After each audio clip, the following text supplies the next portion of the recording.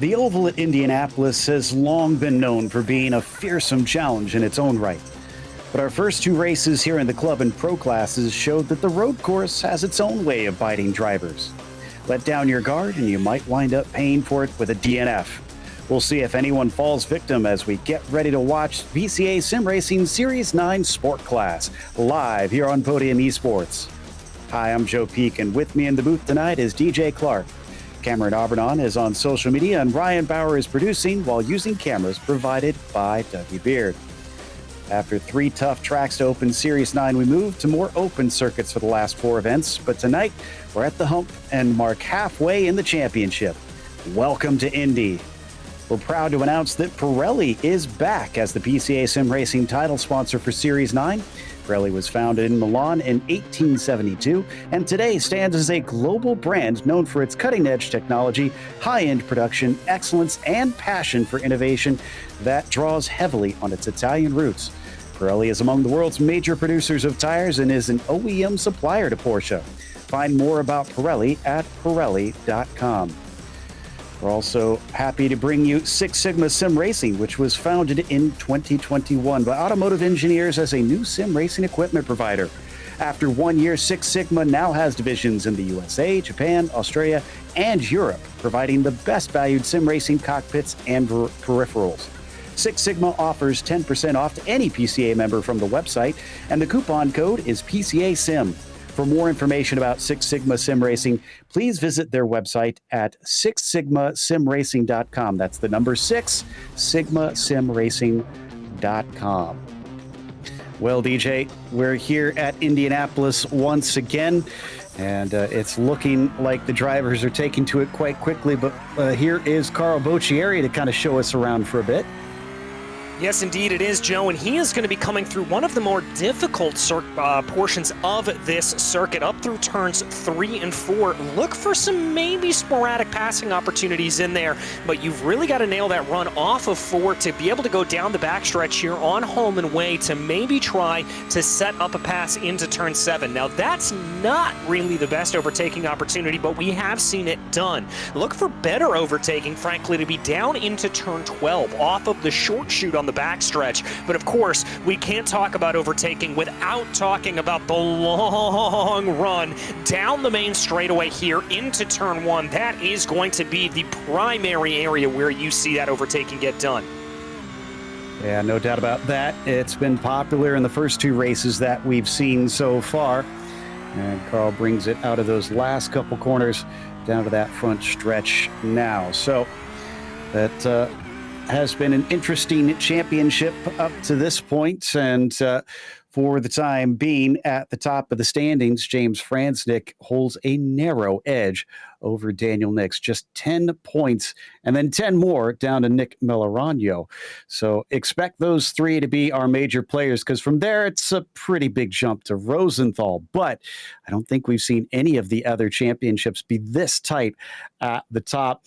Behind them, there is still quite a fight for 8th between Adam Holland, Robert Walton, and Peter Kummer out there in the various top 10 drivers. Well, before we get to the racing, we do want to remind you that PCA Sim Racing social media offers in-race reports, breaking news, and announcements through Facebook, Twitter, Instagram, and YouTube. To subscribe, key in the platform name and add /PCA Sim Racing. Right now, James Franznick is our provisional pole sitter in the last minute of racing here as he crosses the line, and looks like he is not able to improve on that 23.3. Behind the top 2, it is extremely close, pretty much all the way down to about 16th or 17th place, where very few drivers have more than a 10th between each other, DJ. Yeah, it's very, very close running from there on back. And as we've seen really throughout the most of the other classes that have run out here at Indianapolis, very close midfield action. And I think that's going to promote a pretty close running in the race itself. Avijit Barua here in 6th place. He's only 1,000th of a second off of David Snelling in front of him. So those margins absolutely infinitesimal at the front of the field. Yeah, I suspect it's going to be a very tight fight there amongst our drivers once the race gets underway, which is going to be a standing start. That'll certainly be fascinating down into the first corner. We've already seen it twice, and both times it seemed like the driver on pole just did not get a good run into that first turn. So I wonder if we'll see a repeat of that, because at both times it was for different reasons at different phases of the start. And, well, let's hope that maybe things will go a little bit better for Franznik this time. Peter Sigourney sitting in third, coming through the S's. Checkered flag is out, so drivers now completing their qualifying. The 014 coming down and around through turn 11 here. Let's see if he is going to go any quicker. It's not looking good from this, what I can see on the timing screen currently, but you never know in this final sector. Very technical. Could maybe make up some time. Nope, he's going to abandon the lap, and that is it for the 014. Yeah, he's going to bring it down into pit lane here, and that is something that you're going to have to practice a little bit. It is a bit of a tricky pit lane entrance here, but let's see if Chris Pippin's going to be able to improve from a P20. Doesn't look like that 042 is going to be moving on up. We check a little bit farther back down in the field. Ankerberg Zona, the next car up to try to get a little bit of a run. I do show him with a checkered flag already next to his name, so I think he is done with the qualifying. Looks like he's just cycling around to get that last little bit of practice in, if he can, as he comes down to the line. And yeah, that one did not count, so he was already finished, which means our grid is set for this one. And as we mentioned, Franznik starts it on the pole. Milorano starts in second, followed by Sigourney in third. Walton will begin from P4, as David Snelling is on the inside of row 3. Avijit Barua will be to his outside, a thousandth of a second behind Snelling. Daniel Nix starts 7th with Peter Comer in P8. After that, Steve Comantz 9th and Adam Gerling 10th. Only 7/10ths between the top 10 drivers. There are very narrow margins, and there you can see the rest of the field as we cycle through, and the drivers are indeed already starting to line up here with this afternoon race for our sport class. Yeah, and everybody going to have to be very, very careful. As you said, Joe, a standing start here. These GT3s not normally used to doing that, so you've got to be a little bit sensitive on the throttle and on the clutch to be able to get things to work the way you want it to. Push ahead here as best as you can and be careful. Turn 1 here, it's a wide front straightaway, but it narrows down real quickly. Absolutely. And we did have some accidents in the pro class as well on that first lap, so keep your wits about you, keep your heads up, and try to keep out of trouble. Looks like we're waiting on Milorano on that front row to get out there. David Kaufman hasn't arrived quite yet, or Pippin, but those are the last 3. Pippin's out there now. And also Kevin Schultz, who just puts himself on the grid. And so just 2 drivers before we go racing. The front row is now complete as Milorano puts himself out there. Should see everybody grid up, as they are not allowed to without getting special permission if they want to start from pit lane. So it's a little bit more of a rare occurrence in this series to see drivers do that. So I don't expect that David Kaufman will be waiting until the time runs out here, which he's got about 20 seconds. Looking on board from McGee, that's a lot of drivers. In fact, he's going around the final corner. Looks like Kaufman is out there. So that means the engines now start to rev as the lights come up and the green flag is out. This time it's a pretty good start for Franznik. Looks like we have one driver shooting up the middle there, and that's going to be Daniel Nix with a fantastic start, looking at potentially 5th place here. When they come down into the first corner, what's it going to be like here for the sport class as they start to cycle in 4, 5 wide, and somebody gets punted out to the outside, trying to make out who that is. I think that is indeed Kaufman. Everybody else, I think, manages to get through. Yeah, you're right there, Joe. David Kaufman getting a little bit of contact there. Looked like a 3-4 wide situation with 3 particularly high and on the outside, so that was going to throw them out there just a little bit. But up at the front of the field, the top 4 getting away quite well. Daniel Nix, the big story here early on. Also want to give credit here to Christopher Costas, who is up 8 positions since the drop of the green flag. Nix is the only one of the top 5 that was able to gain positions. Everybody's where they were initially from the start, as we will ride on board with him coming through 10 and out onto turn 11. Long sweeping corner that takes you into the short chute and the very tricky braking of 12. One of the spots where you got to be careful not to cut too far inside on that curb, both because of the car bounding and because you'll get a slowdown penalty if you take too much.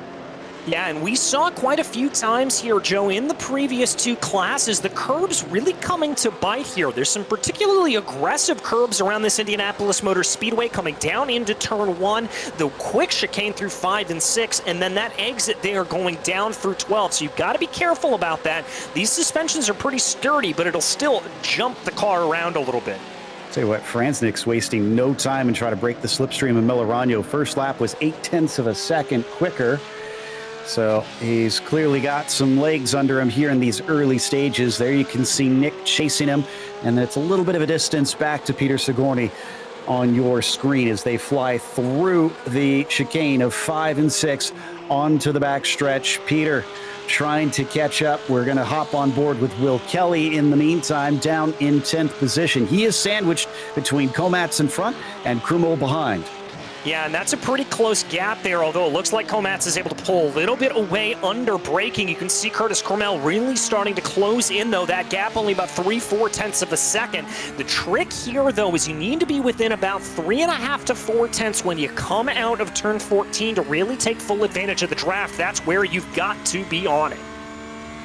Really happy to see that it seems like other than that first incident, things have been pretty good. Sengupta and Bob Moore had to visit pit lane, I think, to take spare cars, but the rest are running. Now, one thing that the drivers do need to be wary of is the incident limit. There is only 11. That's very, very small.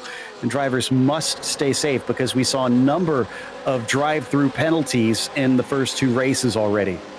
Yeah, we certainly did, and that kind of goes hand in hand with what I was talking about there about the curbing. As we saw there, Daniel Nix having a little bit of a half-hearted look into the inside there of Robert Walton. That's going to be a car coming back into the midst of everything. I'm not sure who that is, but I believe that's a lap car coming back out. Yeah, that's Moore, who I just mentioned was in pit lane with Sengupta. So, yeah, he's mixed in with drivers that are probably a little bit quicker than him, and on top of things, he is already a lap down, so he's not really racing anybody here. We check in with Costas back in 12th spot, just in front of him. Look to the inside from Will Kelly on Krumel.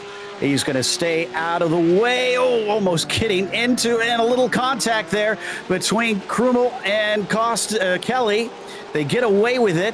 Side-by-side racing now between Curtis and Costas, and they are going to make contact, banging door to door. Costas gets the worst of it. He loses a spot to Fricke, who now gets to the inside through turn 11. So Curtis losing 2 positions himself in that process, and a little bit more contact. That's going to send Kim off the course.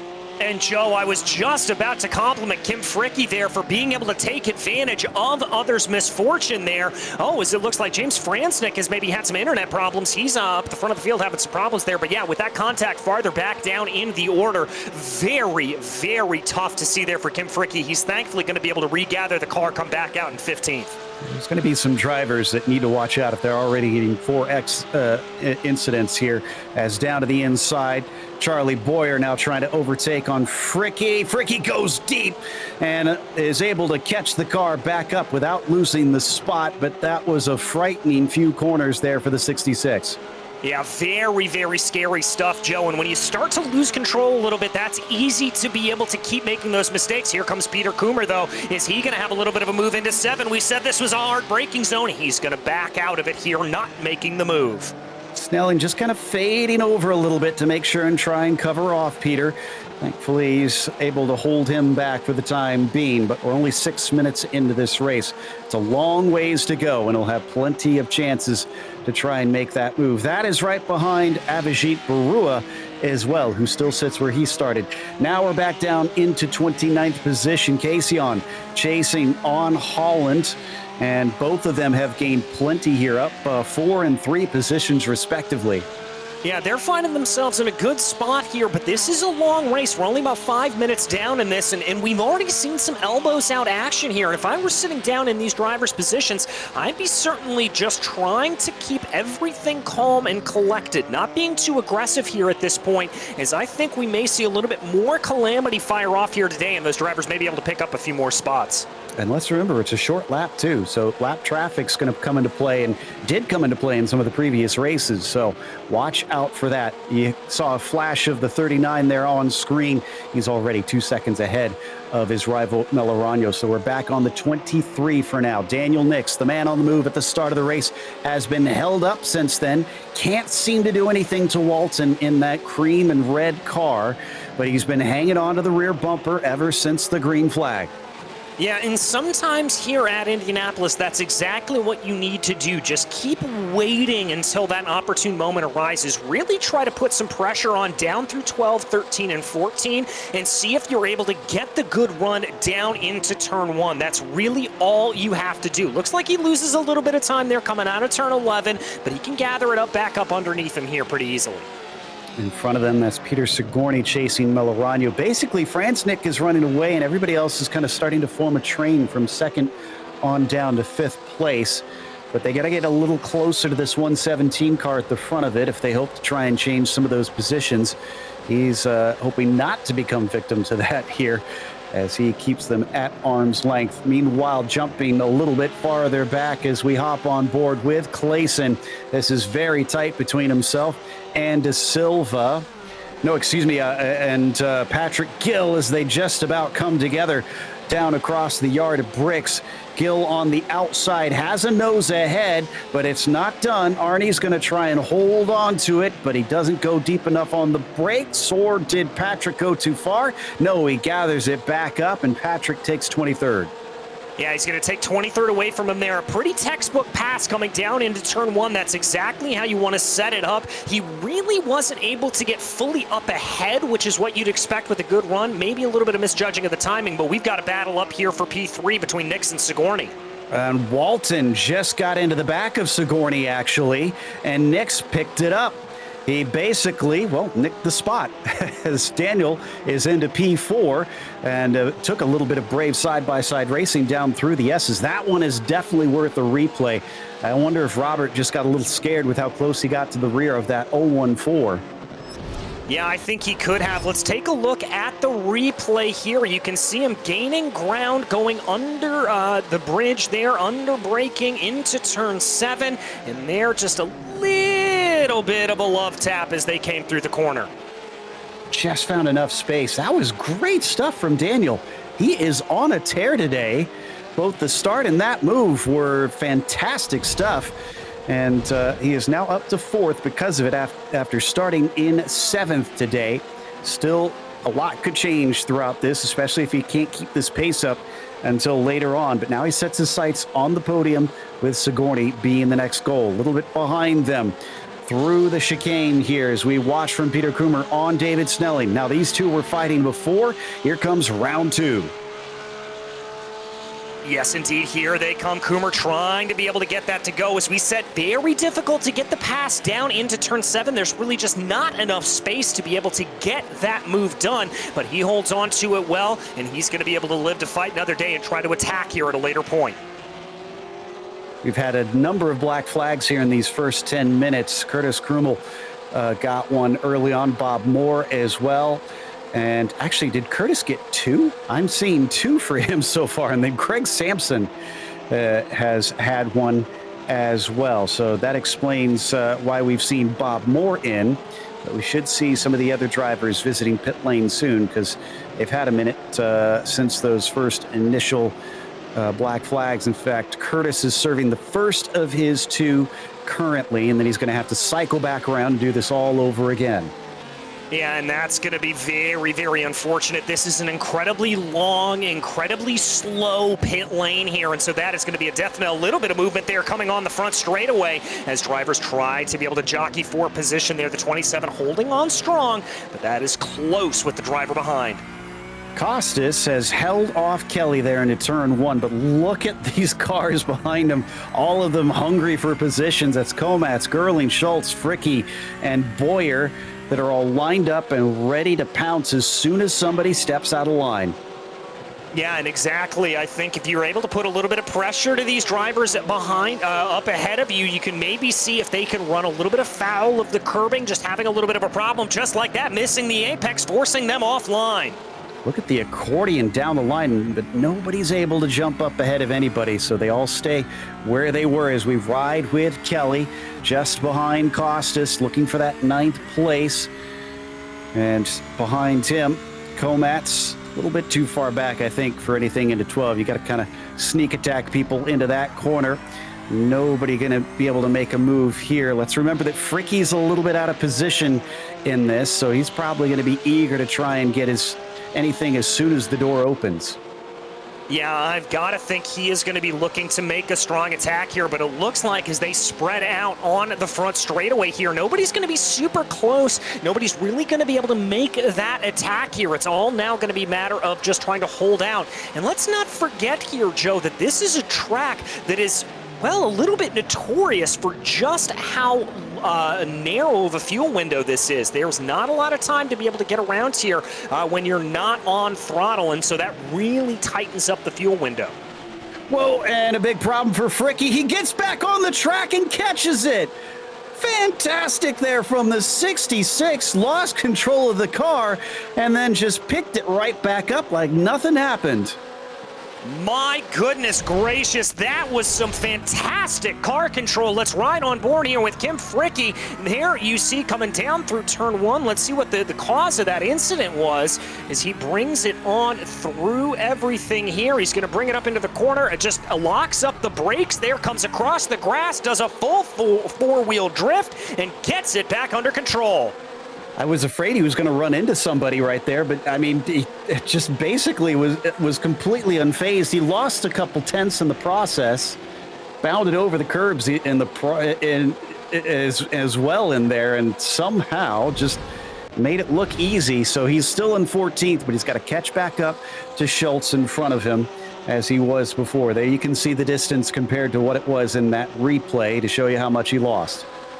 Yeah, he definitely did lose a decent amount of time there as he ran down into the corner, but I'm going to have to think here that he is in a good position to go forward. Fricky certainly has a lot of speed. It's just a matter of how well he's able to use it. Coming down through 1, 2, and 3 once again. No change up at the top as Franznik is leading now by 4 seconds over Melorano. It's been a pretty steady pull away from his rivals. Still watching this train of cars that has now separated because of that slide. But as they break down into turn 7, I do see that Kelly and Costas are getting a little bit close together. We continue to watch Fricky, who has indeed caught up to Schultz. So he's made quick work of that lost time from the slide. Yeah, he certainly has, as we continue to watch here as they work their way around. Let's see here if Steve Komats, who we currently ride on board with, this is going to be in the background of that battle between Costas and Kelly. I can tell you that Kelly had a little bit of an unconventional line coming down through 7 and 8. It looks like the car just got a little bit unsettled, and that may have put him back a little bit, but he is still within distance to put pressure onto the back of Costas, even if not able to make a full attack. Bit of a look down the straightaway. Komats just kind of showing himself in the mirrors of Will Kelly, but now he gets back onto the racing line, and they all hit their brake marker. Oh, that's pretty deep from Kelly, and still makes the apex, which is impressive. I thought he was going to overshoot the corner. That was not the case. Behind them, Schultz has to defend on Fricky, who was not able to make the pass either, but is really quickly on top of things to try and make that pass on the 42. Yeah, he's got to be on top of it here if he wants to be able to get anything to go here. We continue to follow this battle a little bit, though. Kelly taking a look down to the inside, very late on the binders. Is he going to get that stopped in time? No, that's going to be a cutback there from Costas, and he'll take the position right back. Oh, man, Chris wasted no time. He watched him sail by, switched back underneath, and took the spot immediately. So 9th place for Christopher Costas, and Will Kelly stays in 10th. they got to be careful because Steve Komatz is very close behind. If they do that again, he could probably pick up a position himself. Yeah, he certainly could, and that should factor into their calculus here as they continue to work their way around. If I were in the position of Will Kelly, I would not be full-out attack here. I would just kind of wait, although this may be the opportunity. He's only about 0.2 of a second behind as they come onto the main straightaway. That's going to be some great draft for him.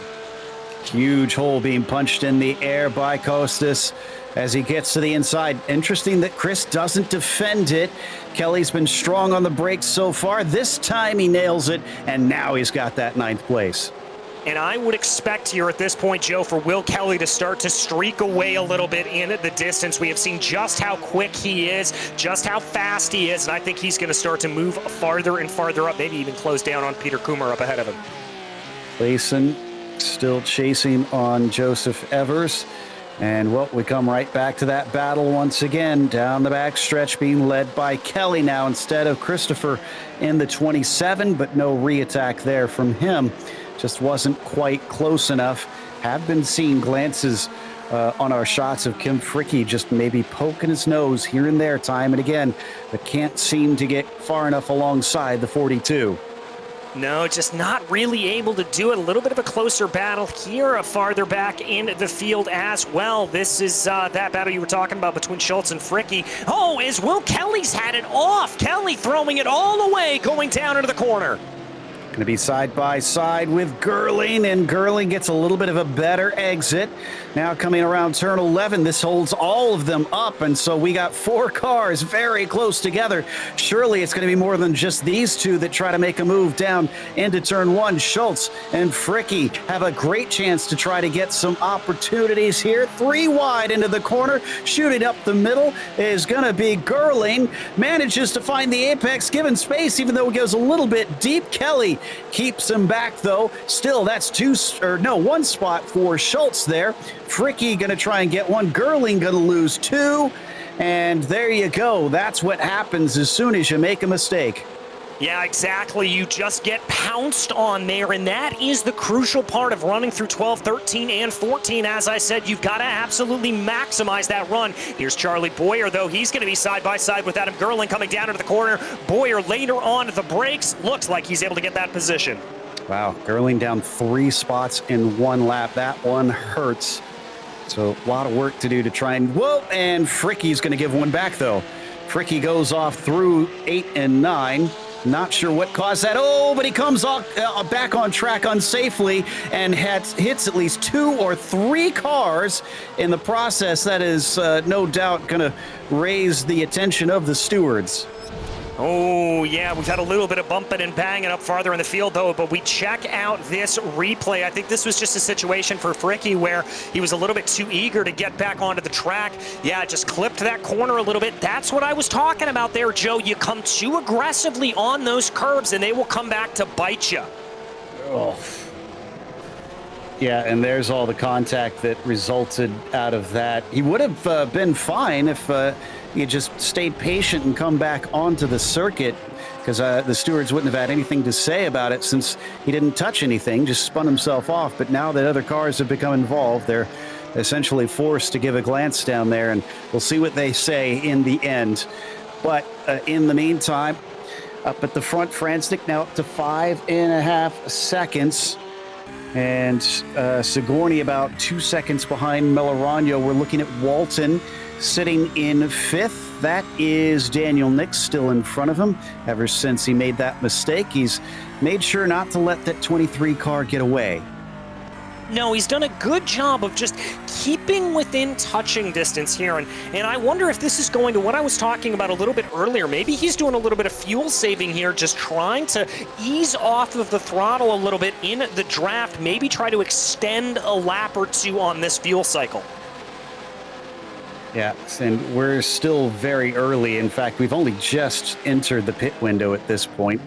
So won't see the drivers in for some time. Most of them tend to go a little late from the history.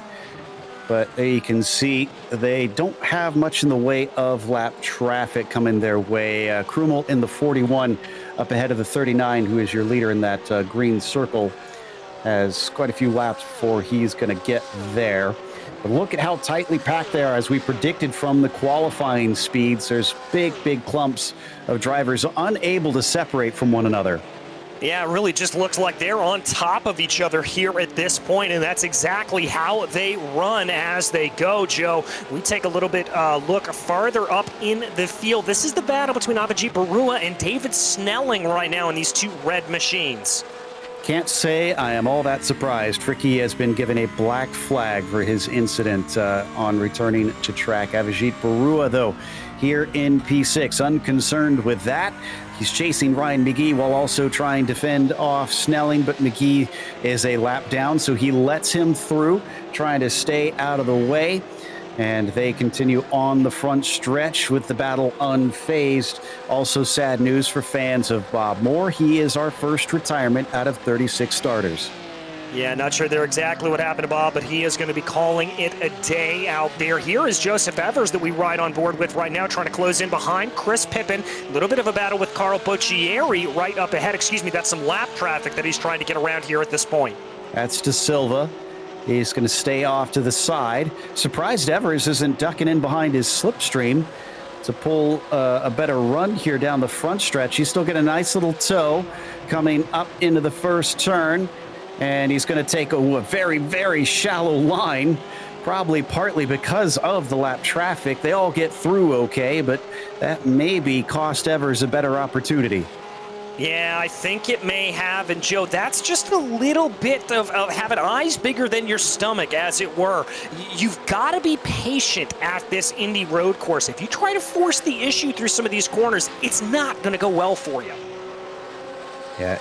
Got to make sure that you set up well and that you got a clean pass in your hands, or else you're going to wind up throwing it all away. We've already seen a few drivers go a little too far in there. And as we watch them come out of 10 once again, battle carries on, but this is starting to look a lot closer. And will we get a move? Oh, down to the inside. Looks like Pippen's not going to do much to keep Evers back. That's going to be P16 for the 830. Yes, it is. So good move there from Evers as he's able to get that move done. He'll be sitting pretty happy as he goes. And look at the distance he's already starting to grow over Chris Pippen. Yeah, clearly, I wonder if that's why Pippen let him through. Just kind of figured, this isn't my fight. He's faster than me. Down in turn one. That was Komatz being overtaken by Will Kelly. I think that was just a straight up out-braking maneuver into that first corner.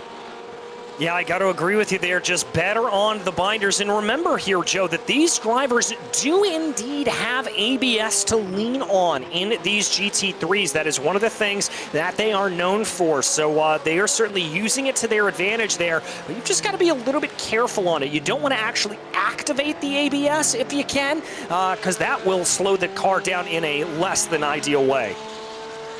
Yeah, you want to be right on the verge of needing it, but it is that safety measure there, just in case.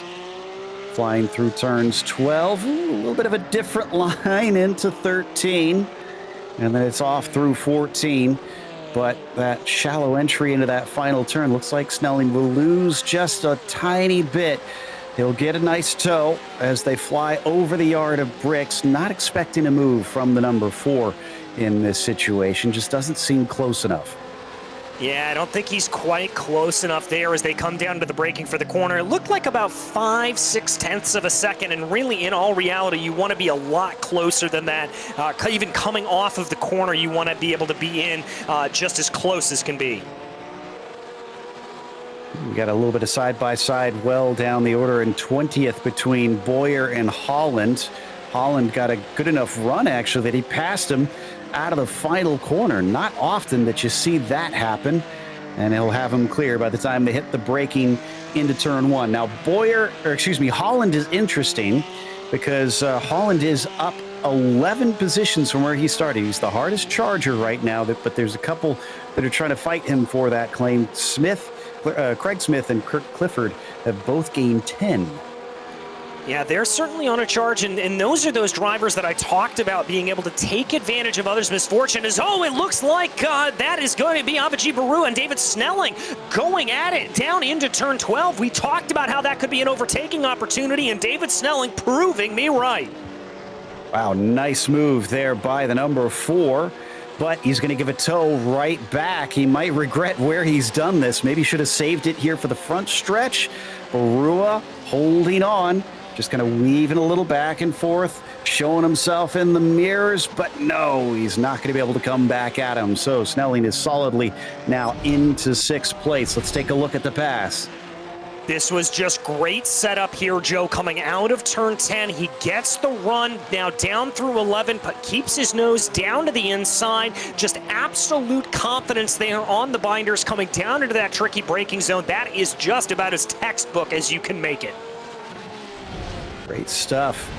And I got to say, ever since we had those initial flurries of black flags there in the first 10 minutes, we've only had Kim Frickeys ever since. We're about halfway through, so 5 decisions from the stewards up to this point is a nice, clean race, frankly, from what we've seen a couple weeks ago before Thanksgiving. Drivers have kind of paid heed to what they witnessed in the first 2 events. Yeah, they certainly have. And you know, this Indy road course, it was Arne Klaassen there almost getting into the back of Chris Pippen as they came down into turn 7. But what I was saying is this Indy road course, it's a little bit deceptive, Joe. You look at it and you think it's kind of a standard fair roval. But the truth of the matter is that there's a lot of speed you can carry through here and a lot of good momentum that you have to continually keep up. Sampson trying to see if he could do something on Clifford there down into turn 7, but no dice behind them. They've got Ankerberg Zona as well. And once again, seems like that exit of turn 10 can really set you up well, but don't see a move happening out of Sampson this time unless he does something wild. Oh, well, he goes deep for one, and that costs him some time at a moment where he really wants to be right on top of the 888. Yeah, he wants to be all on top of him if he can, but he just lost a little bit of time there. He's not going to be able to get the run now coming through 5 and 6 and onto the backstretch. That's going to put him onto the back foot here. Yeah, this is Costas that we're looking at now, and that's Will Kelly just in front of him.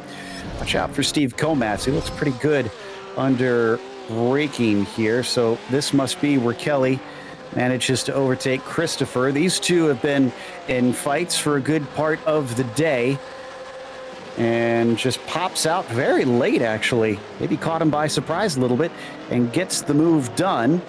In the meantime, in that same corner, we had an incident between Craig Smith and Will Mungia. Actually, in turn 2, I think it was. Both of them get turned around and eventually back on the track, but lost a lot of positions. And there you can see that was Will actually redressing the position. Here's the incident. All right, so coming down into the braking zone, we've got our eyes on Mungia. There you see, he's just saw a door open there into turn 2, and the way that the driver in front was taking that apex, that was a door that was always going to close there. We'll have to see what the stewards have to say about it, though. They've already spoken. Will Mungia has been black flagged. Yeah, I kind of saw that one on the writing on the wall, and yeah, there was the onboard perspective. Despite giving the position back, it's not enough really in this series. So Will is going to have to come in and serve that one. We once again look back up at Will Kelly, the leader of this train of 4, breaking down into turn 7.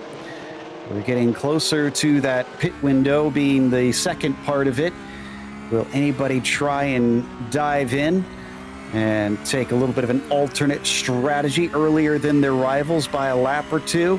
Will Kelly looks through the rearview mirror with his VR and looks very safely far enough ahead at this point down to that corner to not be overtaken. Yeah, he looks pretty good at this point. And remember, Joe, I've hit on this a couple of times, but this is going to be an early pit stop, about the max we could see drivers go as compared to where we were in Detroit, for example, where drivers were really able to make it down all the way to about 12 minutes to go.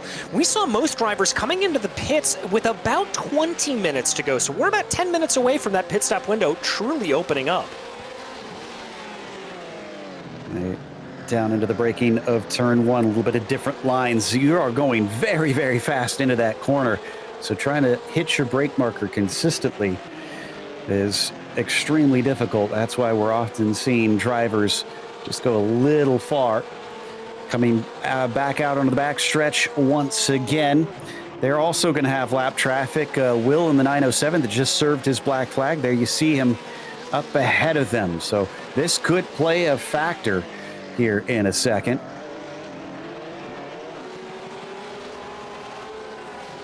It certainly could if that lap traffic could get in the way of this battle. Everything trying to go. It's they continue to work their way through right now. Coming down through 12. And we have passed that halfway marker now, less than 30 minutes to go. As they go by the pit entry, nobody's going to try and chance an early pit stop amongst them, so they're going to stay out and they're going to spread out as they go down the front stretch. While some of them are probably struggling to go faster, my real question is, are you struggling to go consistently faster? Do you know how to find another 10th off your lap time? Join our very own physicist, Nikki Chan, to learn all about driving technique, car setup, telemetry analysis, and more via YouTube videos on last10th.com. Nikki is also available for one-on-one coaching and custom setup sessions.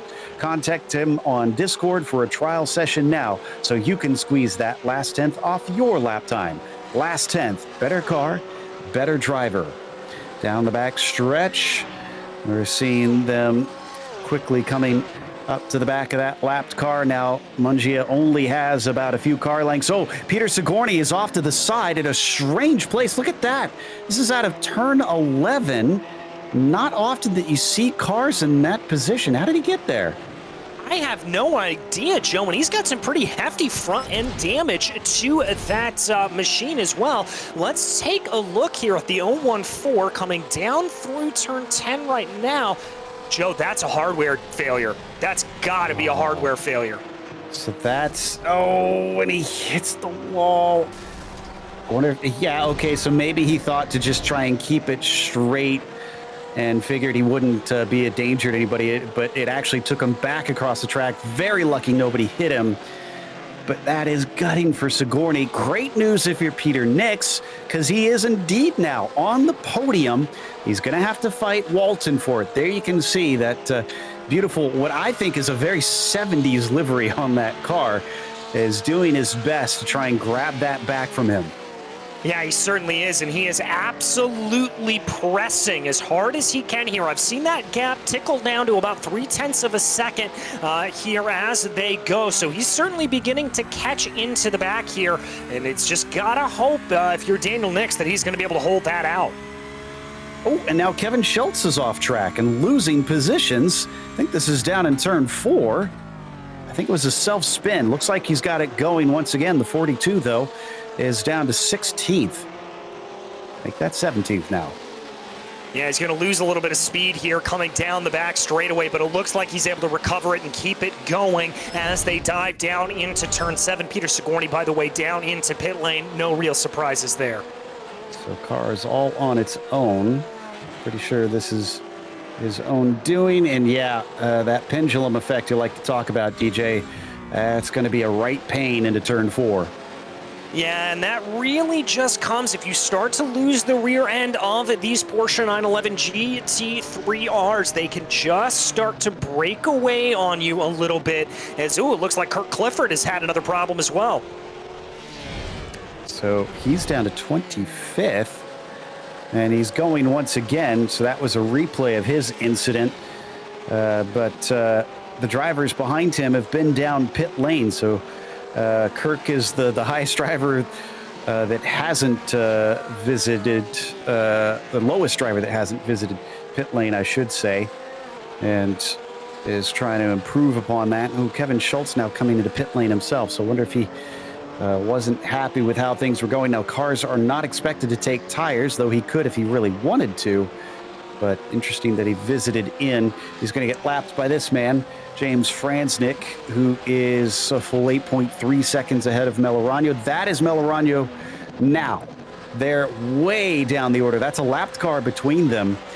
So the 117 has got a pretty massive gap. There you can see just how much he's been demoralized by this pretty impressive run by the 39. Yeah, it is a very, very good run here from Franznik up at the front of the field, just putting Melorano back down and not really giving him a chance to be able to so much as try to attack here at this point. Very, very impressive stuff from your championship point leader. Looks like we've lost another one. David Palmer, not sure what this is in regards to, but he has DNF'd. Maybe there was an incident we missed. So David Palmer out of the race. And as we watch down into turn one here, this is the battle between Joseph Evers, Carl Boccieri, and Charlie Boyer for 12th place currently. Just in the top of the mid-pack. We're going to watch from the back of Carl Boccieri coming out through the chicane. That's Charlie in that blue and white Porsche number 22, just trying to keep him honest. And I like what Carl did there. You noticed right as he exited out of the chicane, took a look in that rear view mirror and then just kept his eyes ahead. That to me tells me that Carl's in the zone right now. He knows what he's doing. He knows what he's got to be running, and he's not really letting Charlie affect him all that much. Here's an interesting one. Daniel Nix is the first to blink amongst the leaders to pit. So he's in. I don't see a black flag next to his name, so this does appear to be scheduled, and he was still ahead of Walton when he pitted. So no sign of any sort of major issues that he experienced. Don't think Franznik's going to respond here. And let's see if anybody else further down the field will decide now is a good time as well. We are closing in towards the latter laps of the pit window, maybe about 5 or 6 more, and we should see pretty much everybody in and out. Yeah, that should be the area that we see, and we're starting to see some of these battles separate out a little bit, Joe, and that tells me the drivers are definitely starting to think about it as our leader, James Franznik, is going to be the one to pull the trigger and come down into pit lane. Okay, so maybe we were closer to the end of the pit window than I thought. Melorano's going to stay out. I see a few more coming in. Schultz, Clifford, looks like Walton also going to stay out. So this is an unusual one to see from our leader pitting a little bit earlier than his rivals. Down through the S's, Boccieri versus Boyer carries on and back onto the oval portion of the track. Looks like Charlie, maybe if he just gets 2 or 3 more car lengths closer by the time he gets onto the front stretch, he's going to have a good shot at this. Yeah, I think you're right. And this run through 12, 13, and 14 could help to decide that. By the way, Avicii Barua also coming down into pit lane, so it is not only your leader Franznik, but Barua as well. And in fact, Boyer is also in. Franznik is in his pit stall. Where is Nix? Nix is just coming through 12, 13, and 14 currently. Expecting our leaders to be easily back out. In fact, yeah, Franznik is coming out of pit lane currently as we watch the 117 of Melorano, who has inherited the lead. Yeah, the question here is Nick going to try to separate this out as much as he can? What is he going to do here now that he controls the front of the field? It does look like Franznik was able to come back out in 11th. We've got a little bit of side-by-side here further back in the field, though. No, that's Melorano putting a lap on Craig Smith, actually. Yeah, got me excited. But that may be a little bit important because he was held up through that sequence, so that could have cost him time, especially because I wondered if he wanted to maybe try and pit in there and maybe had to bail on it because of that lapped car. Walton is pitting in, though, so Snelling stays out. Looks like Coomer is staying out, so will Kelly. And Costas, still kind of a trickle into pit lane. Not seeing floods of cars quite yet. Yeah, I think that's the good way to describe it here. Not nearly as much as I thought we would see here at this point. Here's Steve Komatz, though, as he tries to close down a little bit on Christopher Costas up in front of him. You see Costas there taking, let's call it a half-hearted defensive line. I think more than anything, he was just trying to break a little bit of the draft off of Komatz. All right, so with Walton in, we got to watch out for Nix, because remember, those two were battling hard for a podium position. Nix is on the front stretch. And where is Walton? Walton's moving. There is your leader, who is already well past. Walton trying to pick up speed, and he is nowhere close. There goes Nix right now. Nix is past, and it is a pretty hefty gap compared to what it was on the way in. Yeah, it certainly is there. Let's call that about 2 seconds for him. James Franznik, though, going to have a little bit of traffic up in front of him. Your former leader coming up behind Carl Buccieri right here. Now, remember, he had a big gap as Millerano is going to come down into pit lane, so I don't think this gap is going to be necessarily hurting Franznik, but he'd still like to clear as quickly as possible. Yeah, it's a good thing he did have the buffer that he made there on the first stint, because it's allowing him to be patient here and doesn't have to fret. If he was 2 or 3 seconds ahead of Millerano, yeah, you know, this could be critical. But with him having up to 8 or 9 seconds, he's probably not going to be under threat. Millerano still hasn't hit his pit stall, and you can see our former leader Franznik is already on the front stretch. Now Millerano's in his pits, 15 seconds. So yeah, by the time he gets to the braking, Nick won't even be done with his pit stop and heading out yet. And there you go, into the braking right now, and Millerano just starting to creep forward. Should be ahead of Nix relatively easily, unless something crazy has happened in this. Nix is coming along, Millerano, yep, is on the track, and no change between second and third. Yeah, it looks like that gap's going to equalize out to about 5 seconds or so. So roughly what it was before they came down in is now your de facto leader, David Snelling, here up at the front of the field right now. Let's see if he comes down into the pits. Yes, he does. All right, now I'd say we've got that flood we were looking for. We're waiting for roughly half a dozen cars to finish out pit stops, and then that sequence is done. So Snelling in, looks like Coomer is in. So this might be the end of it here with 17 minutes to go. As safe as Franznik has been taking it, I'm kind of not surprised considering his history so far in Series 9. He's already found himself being costed wins by that lap traffic in previous races. So he built himself the buffer. He dealt with it with the kitty gloves, and then now that he's gently put them back down, he's able to go off and play on his own some more.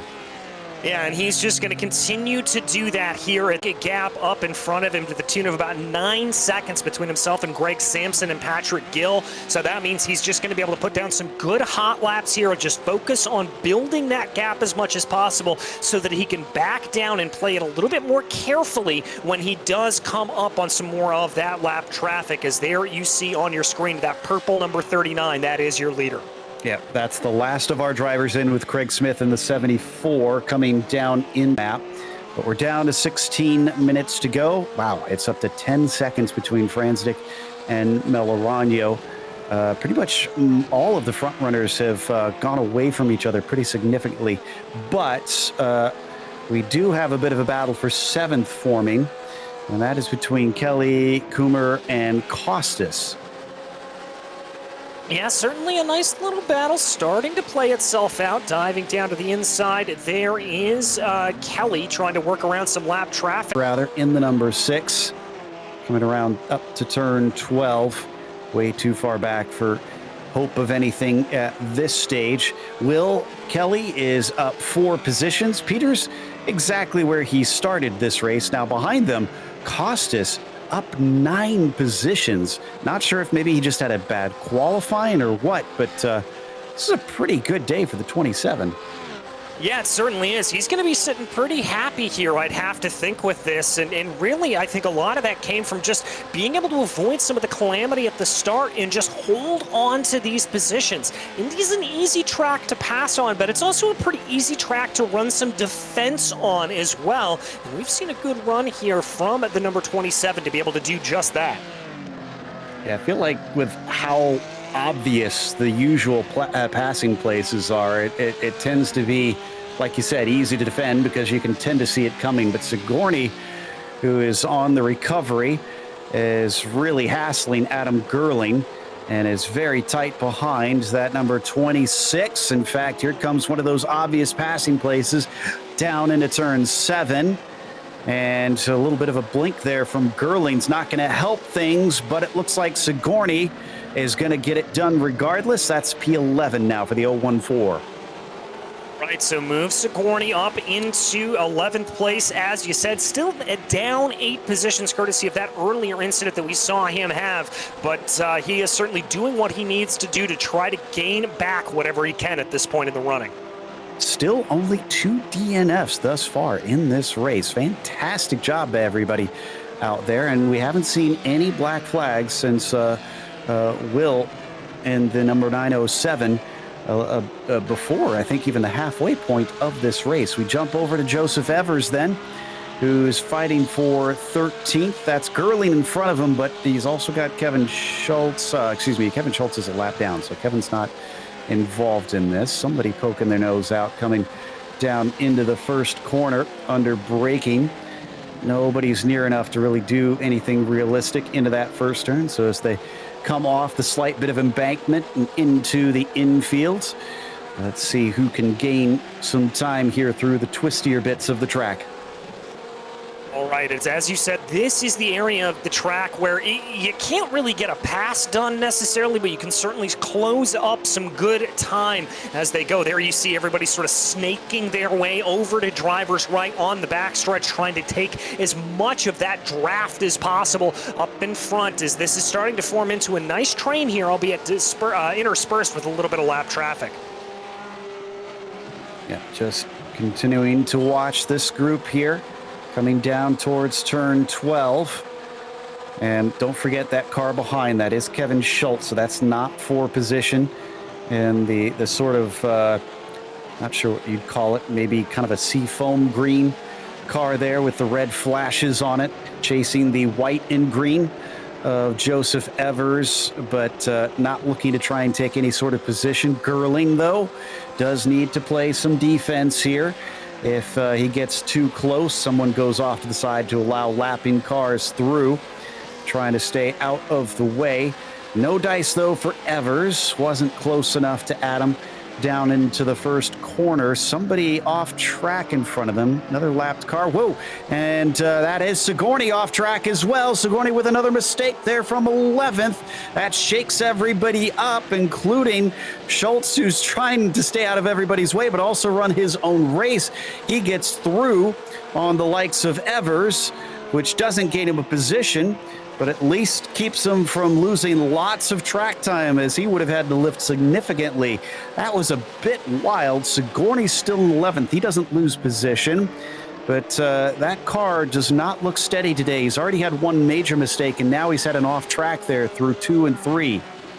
Yeah, he's got to be very, very careful. And Joe, as we get into the latter part of this race, these tires are starting to be cooking away a little bit. You're going to be losing particularly rear grip in these cars as we watch this incident down into turn 1. Yeah, there you can see just overcooked the braking zone a little bit there. And I think that lapped car in front of him, yeah, just spooked him off the line. Yeah, I think that had a pretty significant part in that one, unfortunately. Sometimes you just can't concentrate and hit the marks you need to hit in those situations as you get rattled. Ooh, coming down side by side into the braking. Walton versus Nix. Walton wants this podium back. He's going to get it back. Nix has to fight for that top 3 here, and he's only got 10 minutes to do it. Walton holding his best for last. He's holding on to it here, and now he has got to try to rebuff any attack from Daniel Nix. We've seen these two trade back and forth over the course of the race. The question here is now Walton has got the bull by the horns. What's he going to do now that he has it? I got to give credit to that 11 car because I thought that Nick's had him pretty well under control, especially after the pit stops and pulling a nearly 2-second gap between himself and the 11.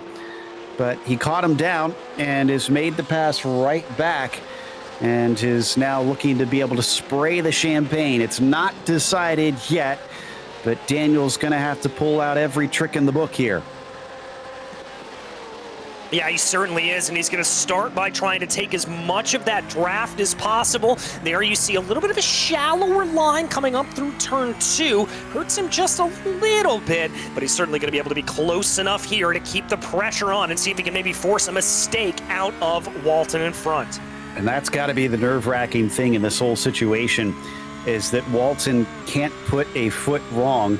He knows that Nick's in here pretty close on pace based on what they've witnessed all race. And if he just puts half a wheel off, that's going to slow him enough that surely Daniel's going to try and pounce and see if he can get back to those top 3. They're going to exit turn 10, and that's not a good enough exit for Nick's now, but he's got maybe about 6 or 7 more laps. Yeah, he's got a few here to try to reel this back together and see what he can do. The question's going to be if he's able to make the move. You see a wider line there coming into turn 13. That's just trying to maximize that run, maximize that speed coming onto the long main straightaway. Didn't maximize it enough. He's still about half a second back here. So Walton should stay safe down into the first corner as long as he doesn't blow the turn. And as they get onto that binders, they do have that anti-lock braking that keeps them from really smoking those tires too much. And it stays at about 0.5 of a second as they sequence their way through 1, 2, 3, and now out of 4 towards the chicane leading onto the backstretch. This is one of our closest battles out on track. I'm looking down through the field, and there's not many that are any closer than these guys. No, really not here at this point. We've got a little bit of a battle starting to develop between Komats and Costas that, well, I say develop. It's been percolating here for the entirety of this race, really and truly. But that's about the only other close one that we've got here on our hands. Well, sadly, the 888 seems to be our latest retirement. Kirk has found he's got a dog of a car today, and he's just going to put it to pasture. So Clifford now finds himself out of the race, and the last one running is Ryan McGee in 33rd. Costas in 10th, chasing Komats, not just chasing, practically pushing him through the corners. Yeah, he is really all over the back here as they try to find their way around. Going to bring that car as wide as it'll go on the exit of turn 10. I'm a little bit surprised there that the 27 of Costas didn't lose a little bit more time. But, ooh, a bit of a weave there for Komats coming down into turn 12. Whoa, and manages to get side by side, but loses control of it. Costas falls a few car lengths back, but at least he's still in it. He took a little bit of a dive down into 13. It was just simply not to be.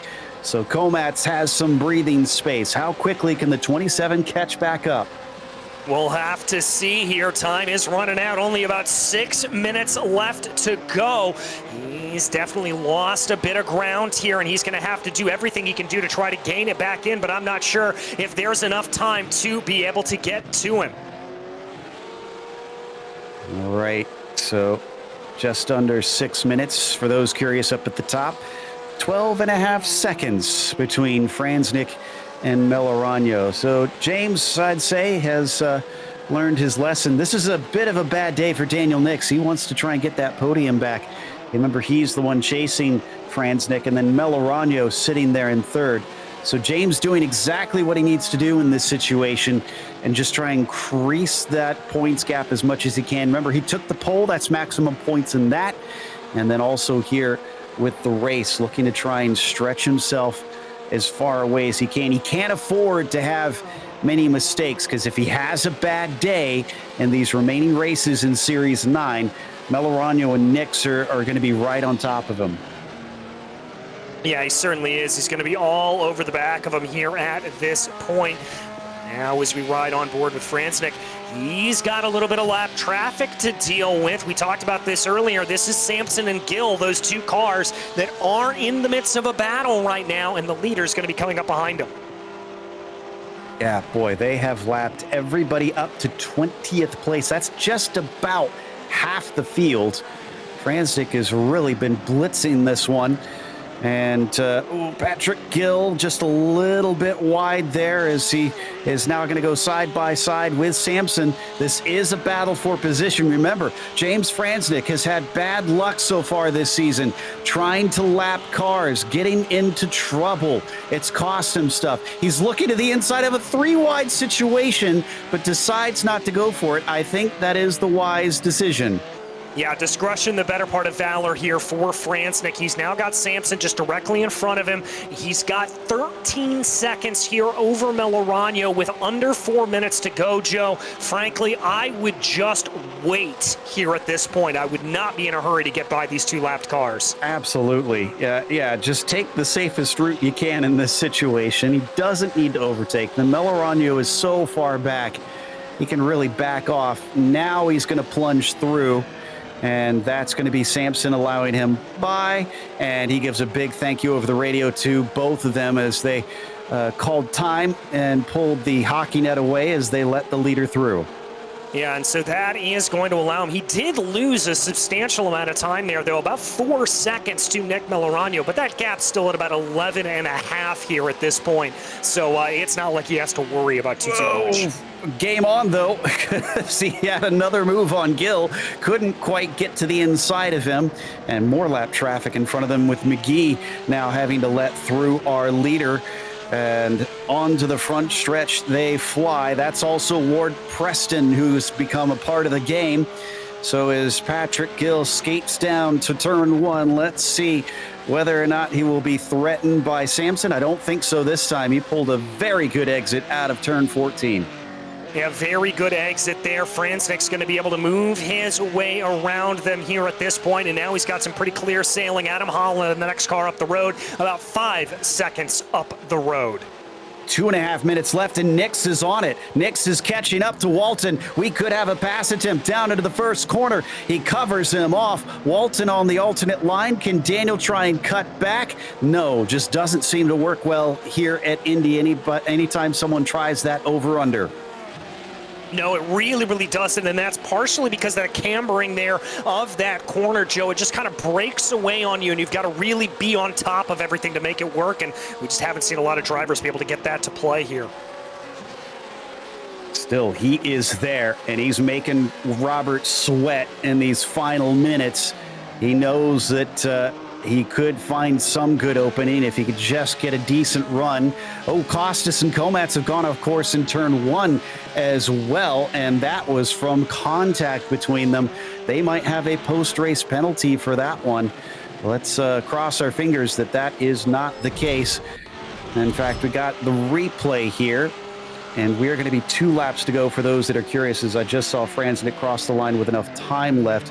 So got him to go defensive, but then went into the side of Komats. That almost looked like some net code to me, though.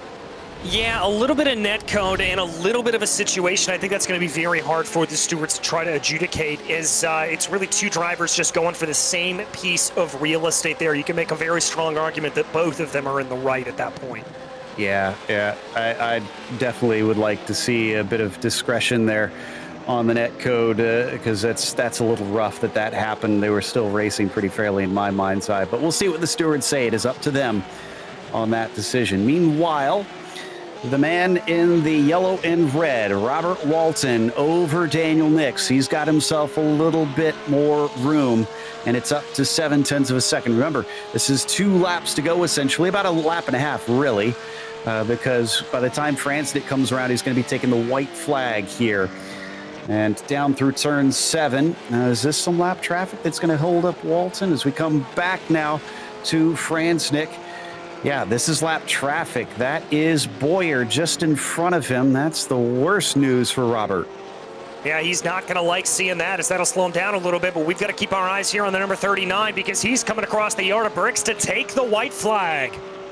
All right, 39 car, just one more to go to add to his tally here.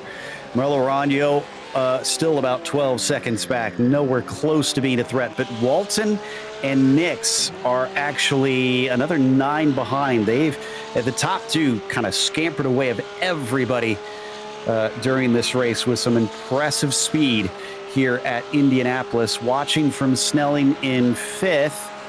Oh, he's catching up to Nix. Wow, okay, that's not a development I expected. Nor I, Joe. The gap down under 0.7 of a second. I wonder here, I'm looking at the fuel times. Remember, Nix came into the pit stop a little bit early. I wonder if he underfueled the car and is having to make up for it. Yeah, having more laps makes it harder to try and calculate exactly how much you need, just because it can vary from lap to lap. And in fact, I think a couple drivers have miscalculated. Costas is in.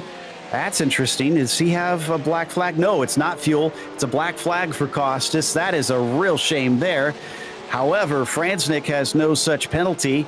He comes around in the 39 through the final corner and to the finish line. The yard of bricks awaits for James Franznik, and he takes a win at the Brickyard. And that's one that's going to feel especially good, being able to win by about 9.5 seconds, extend his lead over the front of the field. Melorano with a well-earned second place, but just couldn't keep up with James.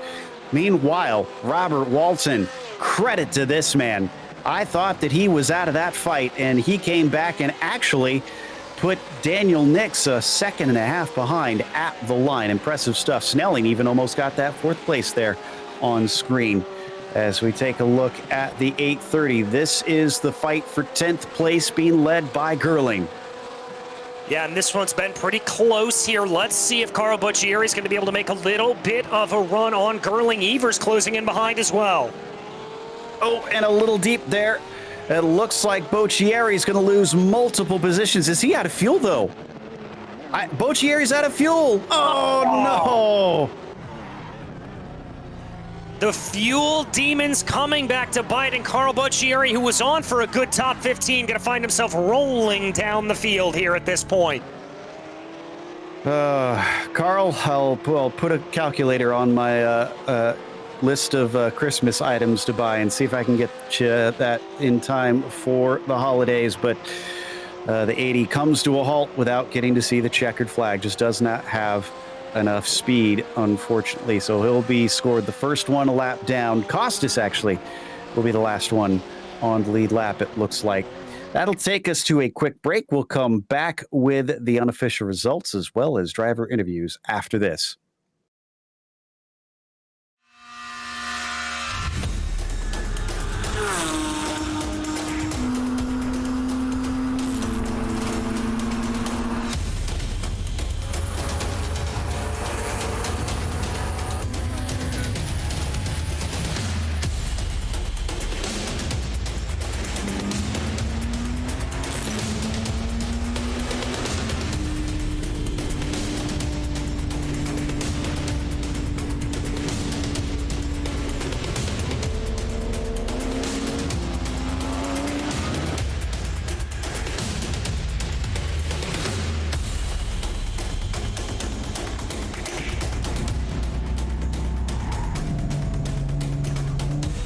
Brake a little earlier if that's going to be the case. He's actually got a nose ahead as they come down into the braking zone. He's going to do it the hard way.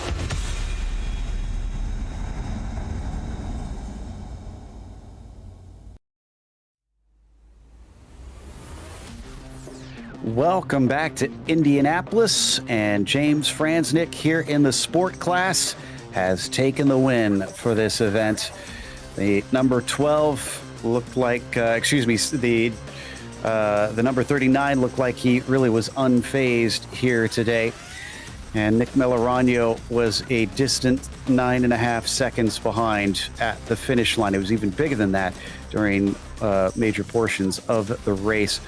Robert Walton finished in 3rd ahead of Daniel Nix, who he fought with for the whole race. Daniel seemed to be a little off pace at the end. Wonder if he was tight on fuel, because Snelling came close to stealing that 4th as well. Snelling wound up 5th. Kelly was P6 as Avijit Barua P7. Then you've got Peter Kummer in the 8th position. Sigourney falling downwards with a couple mistakes, finishing 9th. And Adam Gerling rounding out the top 10, exactly where he started. From there, we'll scroll through the finishing results and see if we can have a chat with James Franznick, who had 0 incidents on top of things in this race. So even more impressive for that 39 driver.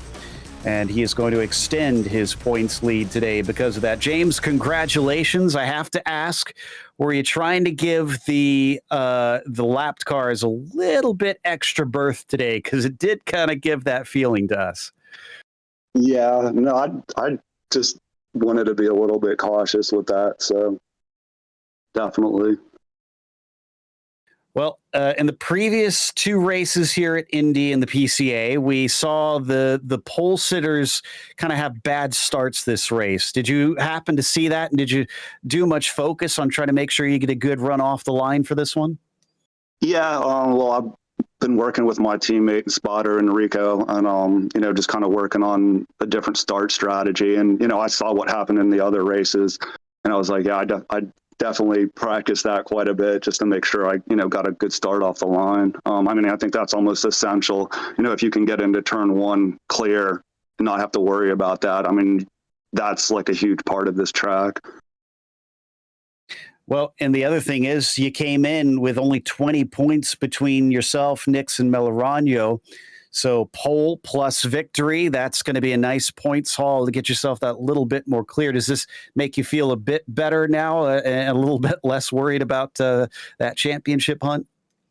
I don't really worry. I just enjoy the whole process. I'd be just as happy anywhere on the track because I just love driving. So, obviously winning's a bonus, but I love it anyway, no matter what. So, yeah, it's all good. Well, again, congratulations on the Lights to Flag victory, and hopefully we'll get to talk to you a little bit when we head off to the next round at Road America. All right, great. Appreciate it, guys. And thanks to the sponsors, Pirelli and Six Sigma, and everybody that puts their time into this to make it happen. It's definitely appreciated. It's very enjoyable. That was James Franznick, your winner today. DJ's caught up with Melorano, who looked like he had a bit of a lonely race in the second half. Yeah, indeed there, Nick. It looked like a little bit of a challenge for James, maybe at the start of the field, but after that, it was, looked like you were on an island unto yourself.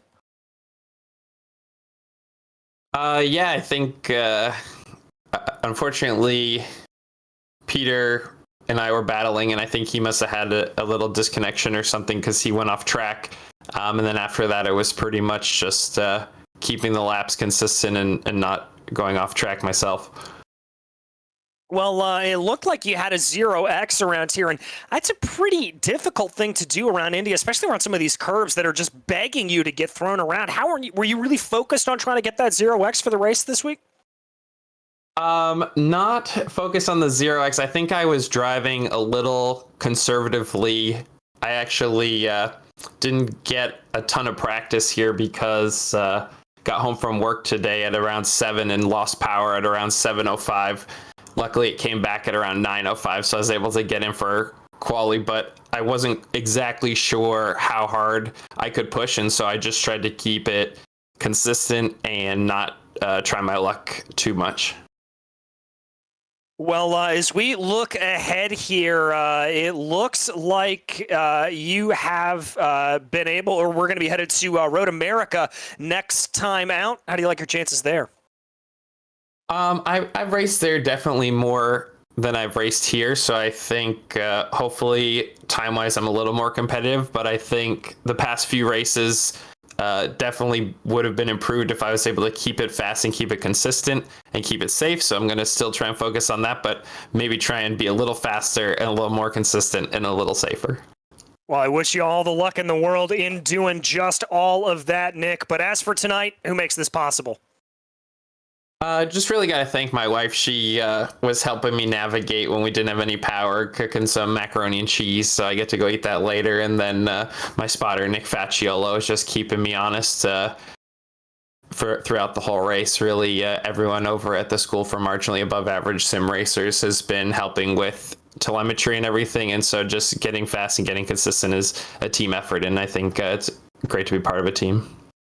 It always is good part to be of a team. And Nick, thank you so much. Congratulations again on a second place.